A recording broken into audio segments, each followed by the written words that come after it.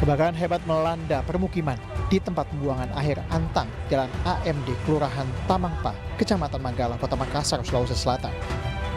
Materi rumah yang umumnya terbuat dari kayu membuat api dengan cepat membesar dan merambat ke rumah sekitarnya. 12 mobil pemadam kebakaran pun dikerahkan ke lokasi. 2 alat berat eskavator milik TPA pun dikerahkan untuk memutus jalan api yang menjalar ke tumpukan sampah dan rumah lainnya. 1 jam kemudian api baru bisa dipadamkan. Belum diketahui pasti penyebab dari kebakaran ini. Akibat peristiwa ini, 20 rumah ludes terbakar. Nggak tahu karena yang jelasnya sudah naik itu api baru kita lihat. Jadi belum pasti bahwa di mana awalnya api menyala. Tidak ada korban jiwa atau luka dalam kejadian ini. Namun kerugian material ditaksir mencapai ratusan juta rupiah. Dari Makassar, Sulawesi Selatan, Muhammad Nurbone, iNews melaporkan.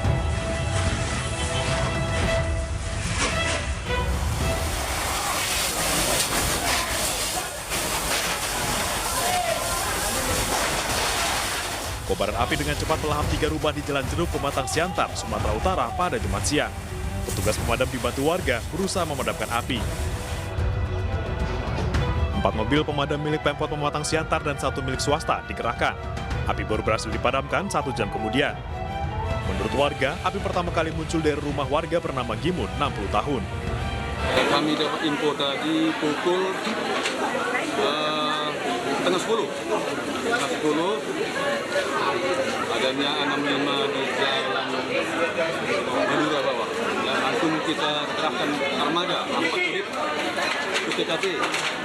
Dan di mana di TKP korban jiwa tidak ada, korban 3 unit rumah. Tidak ada korban jiwa dalam peristiwa ini, namun seorang petugas sempat pingsan karena menghirup asap dan seorang korban histeris saat kejadian. Kerugian diperkirakan mencapai ratusan juta rupiah. Dari Pematang Siantar, Sumatera Utara, Dharma Setiawan, iNews melaporkan.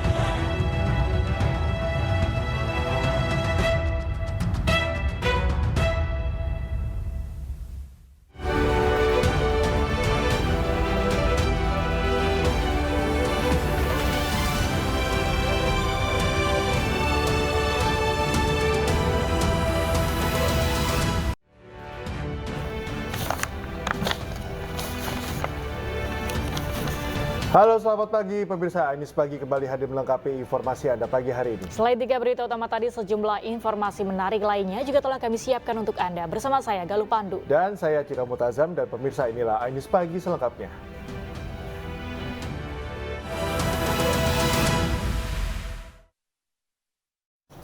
Kita awal informasi pagi ini, polisi membekuk 4 remaja yang diduga geng motor yang menyerang warga termasuk anak-anak di Goa, Sulawesi Selatan. Aksi mereka saat penyerangan menggunakan busur dan anak panah terekam kamera pengawas.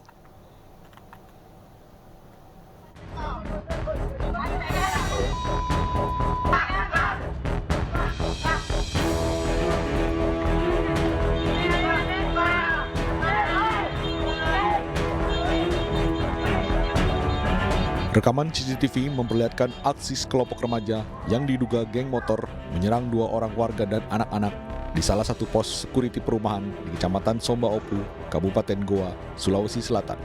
2 di antara pelaku ini menyerang menggunakan busur dan anak panah.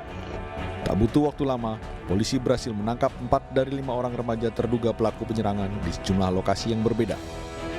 Penangkapan 4 pelaku penyerangan pos security dan perumahan ini dilakukan petugas atas laporan warga yang resah dengan ulah anggota geng motor di wilayah Kecamatan Somba Opu. Menurut petugas, pelaku ditangkap setelah menyerang pos security salah satu perumahan menggunakan busur dan anak panah. Motifnya penyerangan adalah dendam. Kelompok ini dendam dengan kelompok kita di dia. Cuma salah sasaran. Apakah sebelumnya di wilayah ini menamakan dirinya kelompok warung capak. Warung capak. Akibat perbuatannya, para pelaku dijerat Undang-Undang Darurat dan terancam kurungan 10 tahun penjara. Dari Kabupaten Goa, Sulawesi Selatan, Bukma, iNews melaporkan. Pemirsa, petugas keamanan komplek perumahan di Sidoarjo, Jawa Timur berhasil meringkus seorang pencuri burung yang mencoba melarikan diri. Aksi heroik itu terekam kamera pengawas dan viral di media sosial.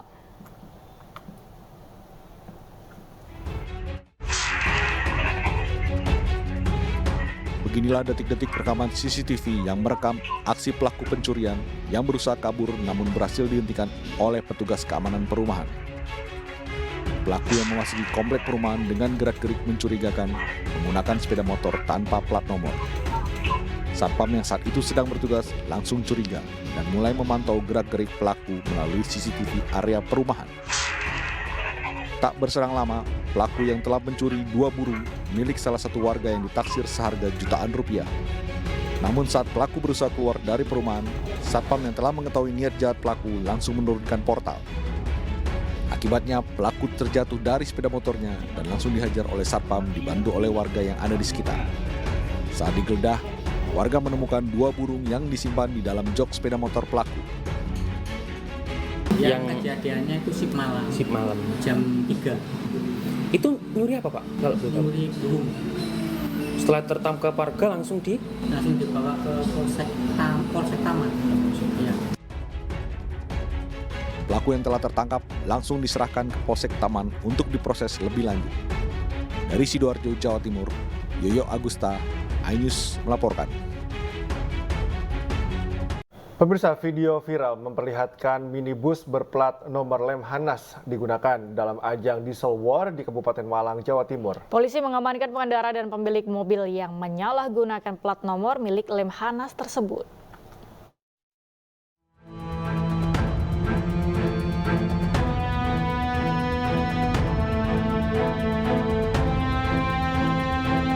Inilah video viral yang beredar di media sosial memperlihatkan sebuah mobil berwarna hitam dengan dilengkapi lampu strobo dan digoyang-goyang oleh sejumlah pemuda di tengah iringan musik remix.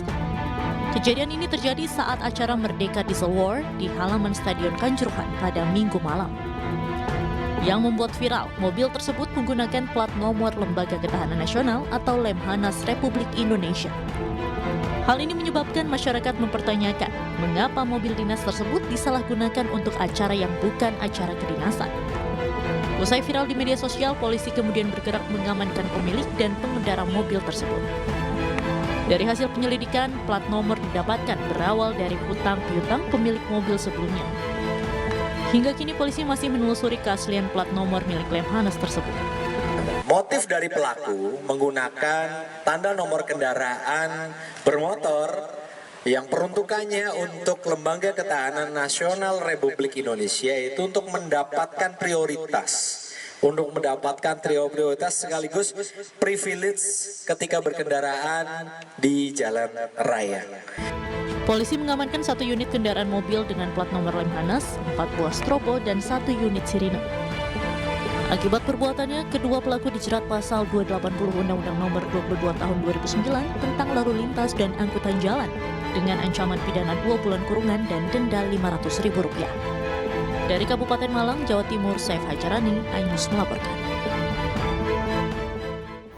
Personel Subdit Cybercrime di Reskrimsus Polda Jambi meringkus seorang wanita muda selebgram karena mempromosikan situs judi online di akun Instagram. Setiap bulannya wanita muda tersebut mengaku mendapat keuntungan Rp2 juta dari mempromosikan judi online yang dilakukannya sejak 2022 lalu.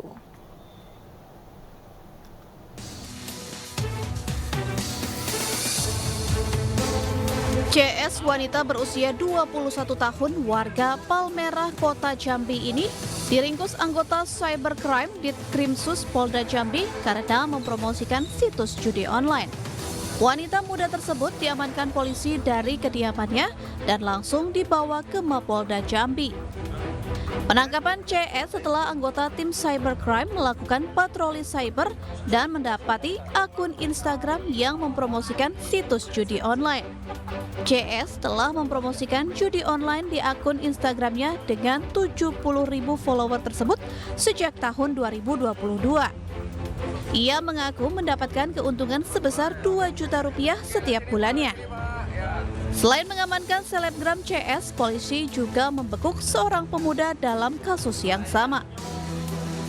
Modus operandi dari pelaku, yaitu dengan mengendorse atau promosi di judi online di website.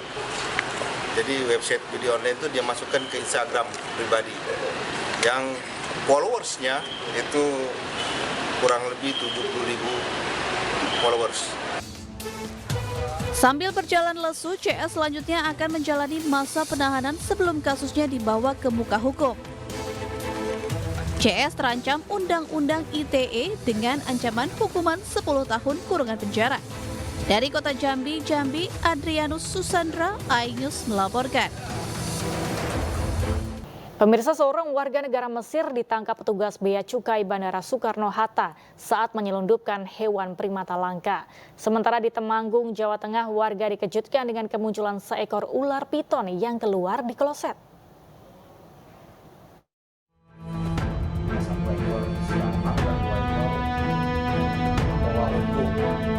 Petugas Bea dan Cukai Soekarno-Hatta, Tangerang, Banten berhasil mengamankan 3 ekor satwa langka primata dari barang bawaan seorang warga negara asing asal Mesir berinisial GME berusia 36 tahun. Pengungkapan bermula saat petugas Bea Cukai mencurigai koper bawaan pelaku yang menumpang pesawat Emirates rute Jakarta-Dubai. Setelah dilakukan pemeriksaan, petugas menemukan hewan asli Sumatera berupa 1 ekor owa siamang dan 2 ekor owa ungko yang disembunyikan di dalam kardus dan sangkar bambu, disamarkan dengan makanan dan pakaian.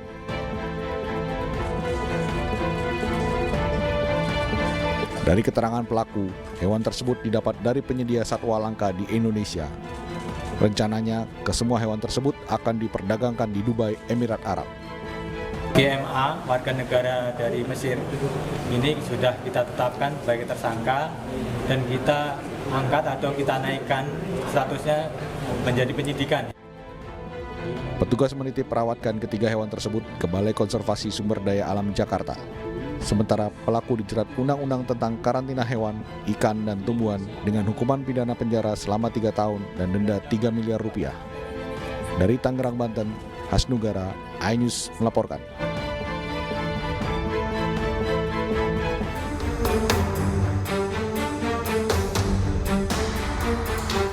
Seekor ular piton ini tampak menyembul keluar dari lubang kloset kamar mandi di rumah milik warga di Desa Nguat, Kecamatan Keranggan, Temanggung, Jawa Tengah. Sang milik rumah mengatakan bahwa ular ini telah bersembunyi di kloset selama 2 hari. Sejak terlihat pertama kali, sang pemilik rumah berusaha untuk mengguyur dengan air garam, berharap ular ini bisa keluar. Namun ular tidak kunjung menampakkan diri. Akhirnya sang pemilik rumah melaporkan temuan itu ke pemadam kebakaran Kabupaten Temanggung. Petugas pemadam kebakaran pun langsung meluncur ke lokasi. Mereka kemudian terpaksa membongkar pipa keluar kloset. Selama hampir 1 jam, ular piton sepanjang 2,5 meter ini pun akhirnya berhasil dievakuasi. Awal pertama mau masuk ke kamar mandi, terus lihat ular di kloset. Terus penanganan pertama yaitu pakai garam, saya taburi pakai garam, tapi ularnya tetap nggak bisa keluar. Terus saya hubungi Damkar Temanggung. Ular berada di kloset WC. Setelah itu Damkar mencoba memotong saluran atau pipa yang mengarah ke kloset ke dalam sepiteng. Kemudian Damkar memberi wipol agar ular bisa keluar dan menyemprotnya menggunakan tekanan tinggi. Setelah kurang lebih 1 jam, ular berhasil dievakuasi oleh Damkar Kabupaten Temanggung. Ular piton ini kemudian dibawa ke markas pemadam kebakaran Temanggung untuk ditindaklanjuti. Jadi Dono Hartono, iNews melaporkan.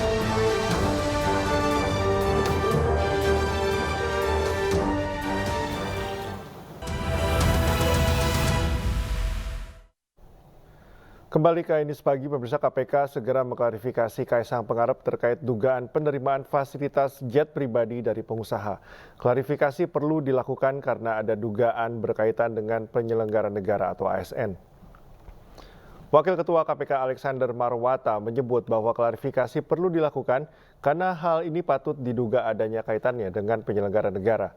Meski Kaisang tidak berstatus sebagai penyelenggara negara, namun ia merupakan ketua umum partai politik dan anak dari Presiden Joko Widodo, sekaligus saudara wakil presiden terpilih Gibran Rakabuming Raka. Namun kewenangan KPK terbatas untuk memeriksa dugaan gratifikasi yang menyasar pada penyelenggara negara, namun keterangan Kaisang tetap dibutuhkan. Mekanisme prosedur biasa saja yang berlaku di KPK, ya. Kalau ada informasi dari masyarakat, kami biasanya mengundang, ya, dari kalau terkait dengan laporan penerimaan ya lewat Direktorat Gratifikasi, Kedeputian Pencegahan, kami mengundang, ya. Nah, sebelum mengundang kadang-kadang dari pihak yang akan kita klarifikasi itu dia sudah mendeklarasi itu kan terkait dengan berita yang ada di masyarakat. Kan baik juga buat yang bersangkutan. Apakah itu nanti akan menghentikan klarifikasi yang dilakukan KPK? Tentu sesuai dengan kebutuhan dari Kedeputian Pencegahan dan Direktorat Gratifikasi, ya. Kami sih berharap kan ketika melakukan deklarasi atau apapun itu disertai. Usai melakukan pendaftaran di KPU Jakarta, pasangan bakal calon Gubernur Jakarta Ridwan Kamil Suswono akan menjalani pemeriksaan kesehatan pada hari ini. Pemeriksaan akan melibatkan dokter spesialis dan dokter ahli. Pasangan bakal calon Gubernur Jakarta Ridwan Kamil dan Suswono akan menjalani tes kesehatan di RSUD Tarakan, Jakarta hari ini 31 Agustus 2024. Tes kesehatan Ridwan Kamil dan Suswono dijadwalkan pukul 7 pagi waktu Indonesia Barat dengan tim dokter spesialis dan ahli yang akan melakukan pemeriksaan jasmani, rohani, serta bebas penyalahgunaan narkotika. Pasangan Ridwan Kamil dan Suswono menyatakan dalam kondisi sehat dan bugar hingga siap melakukan tes kesehatan sebagai salah satu persyaratan maju di Pilkada Jakarta.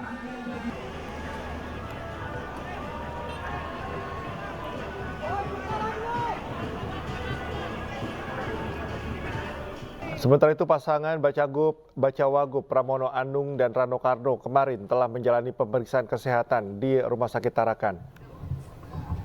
Pemeriksaan kesehatan dilakukan sebagai salah satu syarat wajib maju di Pilkada 2024. Pemeriksaan kesehatan berlangsung selama kurang lebih 11 jam, meliputi sejumlah rangkaian pemeriksaan kesehatan, mulai dari pemeriksaan kesehatan fisik, mental, hingga bebas penyalahgunaan narkotika.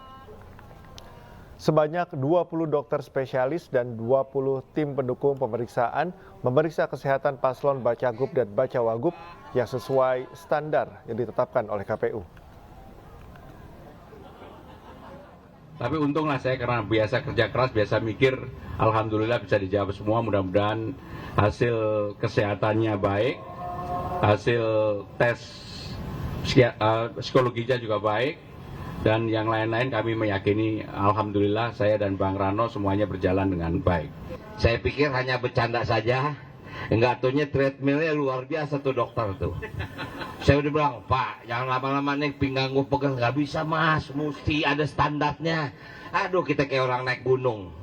Tapi artinya ya itulah mekanisme atau ketentuan yang disampaikan oleh KPUD. Tentu semua dokter-dokter di sini bekerja secara profesional. Ketua DPD PDIP Jawa Barat Ono Surono menyebut ada sejumlah pihak yang berusaha menghalangi majunya Anies Baswedan di Pilkada. Isu tersebut dibantah oleh pihak istana yang menyebut urusan parpol jangan dikaitkan dengan Presiden. Batalnya Anies maju di kontestasi Pilkada Jawa Barat menimbulkan sejumlah pertanyaan. Isu adanya pihak yang ingin menghalangi majunya Anies pun beredar di masyarakat. Tudingan adanya pihak yang menjegal Anies diungkapkan Ketua DPD PDI Perjuangan Jawa Barat Ono Surono. Dalam konferensi persnya, Ketua DPD PDI Perjuangan Jawa Barat ini menyebut ada sejumlah pihak yang tak setuju Anies maju di Pilgub Jawa Barat. Kami di Jawa Barat tentunya sangat mempunyai keinginan Pak Anies diusung di Jawa Barat setelah beliau tidak jadi diusung di DKI. Ya, kami tidak tahu secara persis proses yang dilakukan oleh DPR Partai dan Ibu Ketua Umum, tapi kami menilai bahwa yang sudah mengerucut pada akhirnya bubar itu karena ada tangan-tangan dari luar yang tidak menghendaki Pak Anies diusung di Jawa Barat. Siapa Pak? Ya Mulyono dan geng.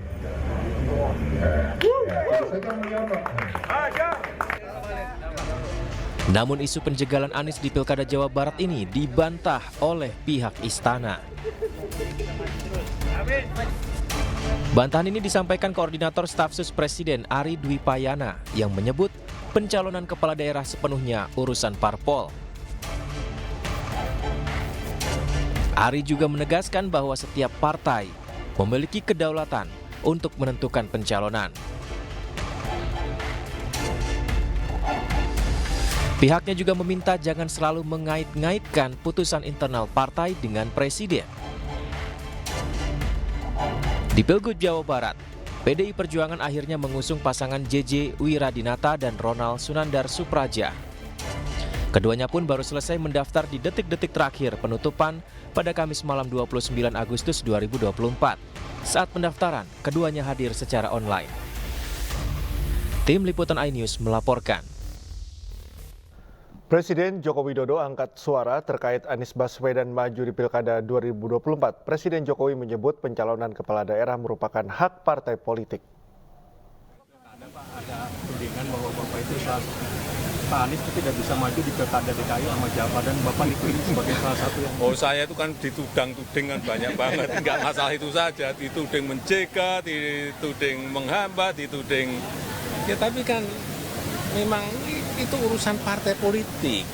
Mau mencalonkan dan tidak mencalonkan itu urusan koalisi, urusan partai politik, ada mekanisme, ada proses di situ. Saya bukan ketua partai, saya juga bukan... Sementara itu, setelah batal mengikuti kontestasi Pilkada 2024, Anies Baswedan mengungkap tidak ingin masuk ke dalam partai politik yang ada saat ini. Anies pun berencana membuat partai baru jika semangat gerakan perubahan dipaksa semakin besar. Nah gini, kalau masuk partai, pertanyaannya, partai mana yang sekarang tidak tersandra oleh kekuasaan? Nah, jangankan dimasuki, mencalonkan saja terancam. Agak berisiko juga bagi yang mengusulkan. Jadi ini adalah sebuah kenyataan nih. Jadi kita lihat aja ke depannya. Apakah lalu akan buat partai politik baru? Gini, bila untuk mengumpulkan semua semangat perubahan yang sekarang makin hari makin terasa besar, dan itu menjadi sebuah kekuatan, diperlukan menjadi gerakan, maka membangun ormas atau membangun partai baru, mungkin itu jalan yang akan kami tempuh. Kita lihat sama-sama ke depan, semoga tidak terlalu lama lagi kita bisa mewujudkan langkah-langkah konkret untuk bisa mewadahi gerakan yang sekarang ini makin hari makin membesar. Sementara itu, artis Vicky Prasetyo dan Muhammad Suwendi mendaftar sebagai bakal calon bupati dan wakil bupati Pemalang, Jawa Tengah. Pasangan tersebut diusung oleh Partai Kebangkitan Bangsa atau PKB dan diiringi ribuan relawan serta pawai budaya.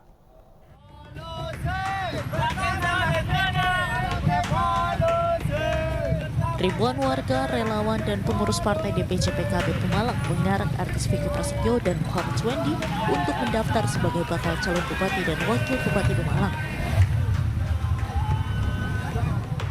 Vicky dan Suwendi mengendarai mobil terbuka dan diiringi ribuan warga.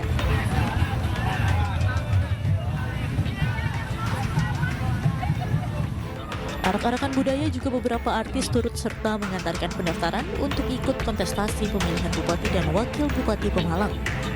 Keduanya diterima langsung Komisioner KPU Pemalang pada Kamis petang. Berkas pencalonan pun diperiksa oleh petugas KPU Pemalang.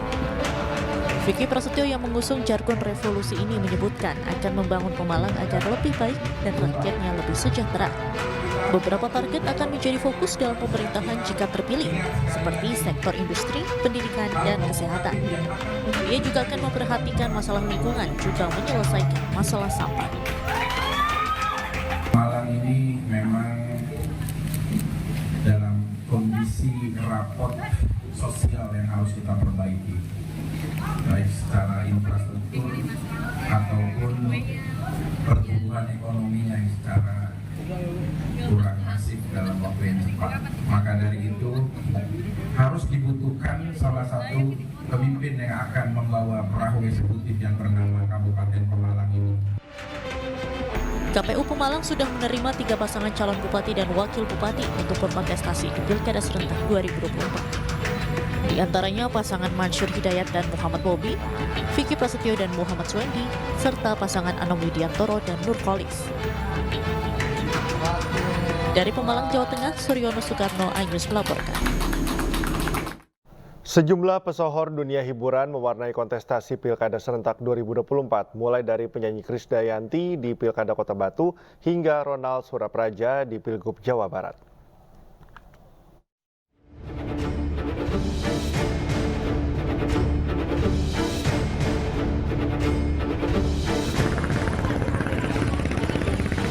Tiga pesohor hiburan bertarung di Pilkada Bandung Barat, Jawa Barat.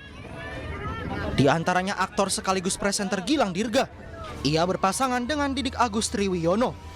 Dengan mengendarai sepeda motor, Gilang Didik mendaftar ke KPU Bandung Barat. Kemudian ada pula musisi Richie Ismail atau JJ Govinda. Adik ipar aktor Raffi Ahmad ini diusung Partai Gerindra dan PAN. Ia mendaftar ke KPU dengan didampingi keluarga dan pendukungnya. Selain itu, pesinetron dan model Hengky Kurniawan juga mendaftar di Pilkada Kabupaten Bandung Barat. Hengky berpasangan dengan Ade Sudrajat sebagai wakilnya. Pada detik-detik terakhir pendaftaran calon gubernur dan calon wakil gubernur Jawa Barat, nama komedian sekaligus pembawa acara Ronald Surapraja mengagetkan publik. Ronald tiba-tiba diusung PDI Perjuangan mendampingi Bupati Pangandaran JJ Wiradinata untuk maju di Pilkada Jawa Barat. Pendaftaran dilakukan secara daring melalui Zoom meeting. Ronald Surapraja, pria berusia 47 tahun ini dikenal sebagai presenter televisi, penyiar radio, dan komedian. Ronald yang merupakan kader PDIP pertama kali terjun ke dunia politik saat mengikuti pemilu legislatif tahun 2024. Namun ia gagal lolos ke parlemen. Penyanyi sekaligus anggota DPR RI dari PDI Perjuangan Krisdayanti mencoba peruntungan dengan maju di pemilihan wali kota dan wakil wali kota Batu, Jawa Timur. KD berpasangan dengan Kresna Dewanata Prosak sebagai wakilnya. Saat mendaftar, KD sempat bernyanyi di hadapan komisioner KPU dan pendukungnya. Padamu negeri, kamu berjanji. Krisdayanti mengaku optimis bisa memenangkan hati warga di kota kelahirannya. Tim Liputan iNews melaporkan. Pasangan calon gubernur dan wakil gubernur Sulawesi Selatan Muhammad Ramdan Pomanto, Azhar Arsyad menaiki becak saat mendaftar ke kantor Komisi Pemilihan Umum Sulawesi Selatan. Dari Pomanto akan fokus meningkatkan pendapatan PAD wilayah dan peningkatan kualitas pertanian.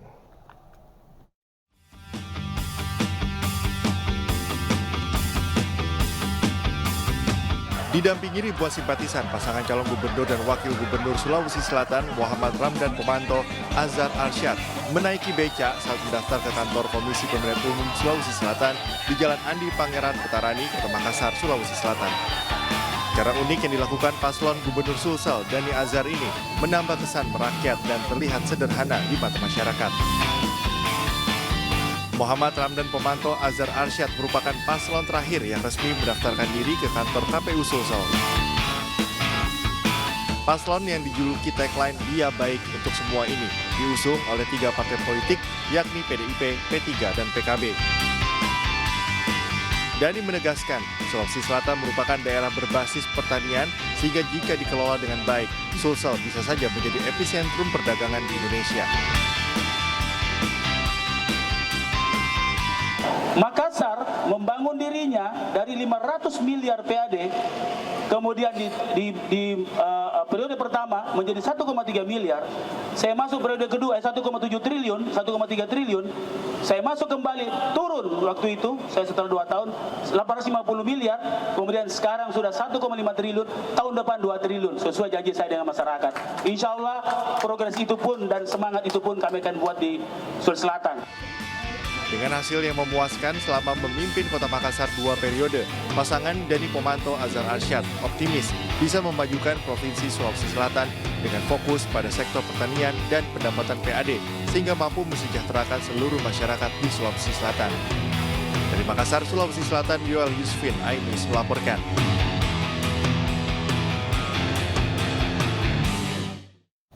Pasangan Cabub Cawabub Cianjur Denas Eva serta Cabub Cawabub Kabupaten Tabalong Nur Hasani Gusti Kadar Rusman yang diusung Partai Perindo mendaftar ke KPU. Sementara itu pasangan Cabub dan Cawabub Eri Cahyadi Armuji juga resmi mendaftarkan diri ke KPU Kota Surabaya, Jawa Timur.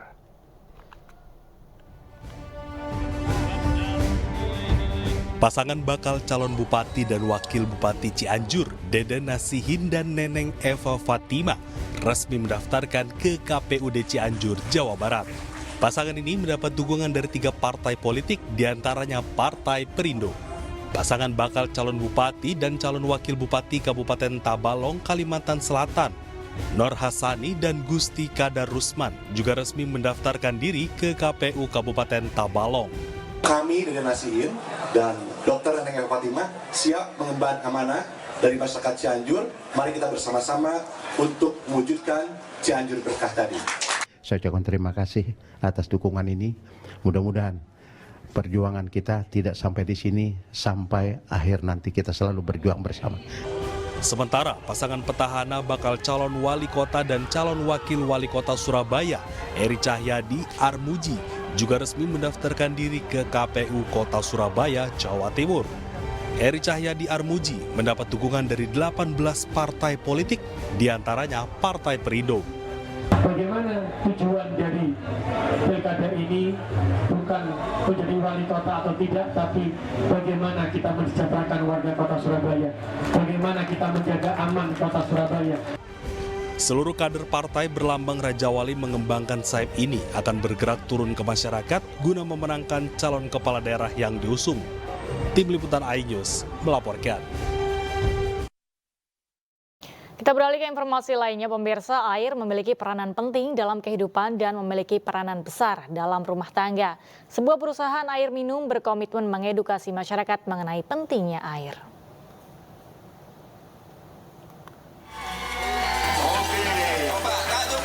Dalam rangka menyemarakan HUT kemerdekaan ke-79 RI, Air Minum Biru berkolaborasi dengan Kader Surabaya Hebat KSH. Event bertajuk Gebiar Semarak Kemerdekaan Indonesia ke-79 tahun di Kecamatan Sukomanunggal, Surabaya, Jawa Timur dihadiri lebih dari 600 anggota Kader Surabaya Hebat. Acara dibuka meriah dengan pemecahan rekor dunia es teh raksasa, menghabiskan 15 galon atau 285 liter air minum biru sebagai bahan utamanya. Berbagai perlombaan digelar dan juga edukasi mengenai hemat harus sehat, tapi sehat bisa hemat.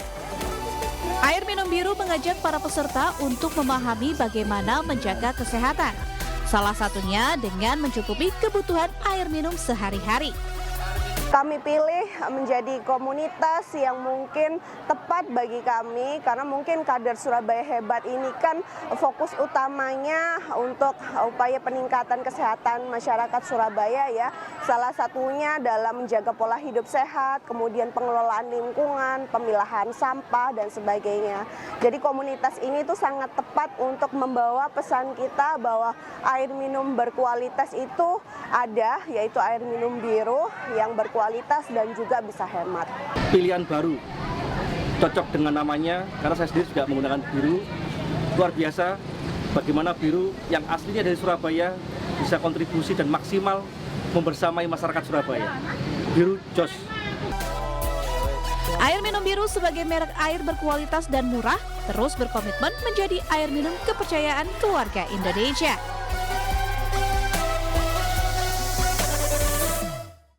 Dorong generasi muda melestarikan dan mengembangkan industri batik. Pelatihan kreasi batik di Bumi Serambi Mekah lahirkan berbagai motif baru khas Aceh.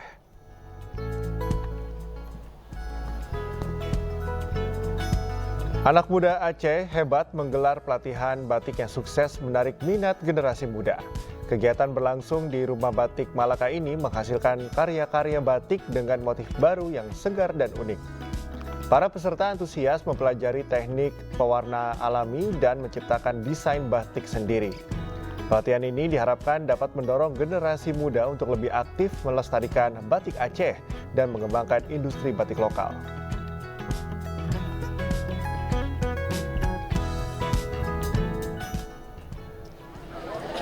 Ratusan anak muda Aceh berpartisipasi dalam sesi latihan tari perdana di Taman Sultanah Safiatuddin, Kota Banda Aceh. Mereka berkolaborasi membuat pertunjukan seni kolosal dan spektakuler jelang kedatangan Presiden Joko Widodo dalam peresmian Gedung Anak Muda Aceh Hebat. Para penari ini akan menampilkan pertunjukan musik, tari, dan kesenian lain secara kolosal, mengusung akulturasi budaya tradisional di Aceh dengan unsur modern dan berjiwa muda. Sebelumnya, para penari terpilih ini harus melewati proses seleksi yang ketat.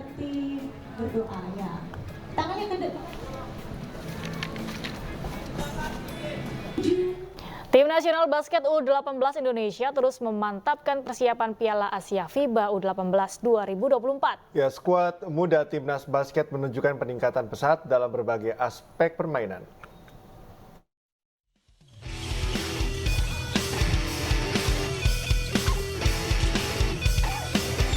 Timnas Basket U18 Indonesia terus memantapkan persiapan mereka menjelang Piala Asia FIBA U18 2024. Menjelang kompetisi yang tinggal beberapa hari lagi, skuad muda Timnas Basket menunjukkan peningkatan signifikan dalam berbagai aspek permainan. Kepercayaan diri tim juga semakin meningkat setelah menjalani 2 laga uji coba melawan 2 klub IBL, yaitu Rans Simba Bogor dan Amarta Hang Tuah Jakarta. Kemarin kita udah mencoba lawan Rans, lawan Hang Tuah. Kita tidak kalah jauh, kita bisa tahan Rans di angka 50 poin, kita tahan Hang Tuah di angka 50 poin. Besok kita bisa main terus juga untuk di Jordania. Di Piala Asia FIBA U18 2024, Indonesia bergabung di grup D bersama dengan Filipina, Selandia Baru, dan tuan rumah Yordania. Perjuangan skuad muda Timnas Basket Indonesia akan dimulai pada 3 September mendatang dengan laga pembuka melawan Selandia Baru.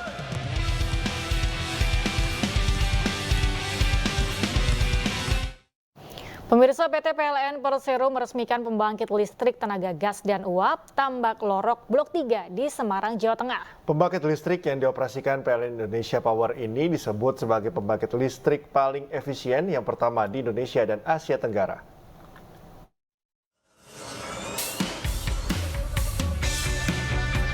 PT PLN Persero meresmikan pembangkit listrik tenaga gas dan uap Tambak Lorok Blok 3 di Semarang, Jawa Tengah.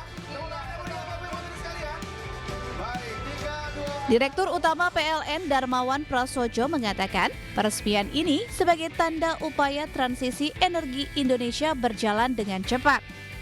Kehadiran PLTGU Tambak Lorok Blok 3 di Semarang ini dapat meningkatkan keandalan kelistrikan di Jawa Tengah dan sekitarnya, sekaligus memberikan dampak positif penurunan emisi sehingga menjadikan masyarakat lebih baik.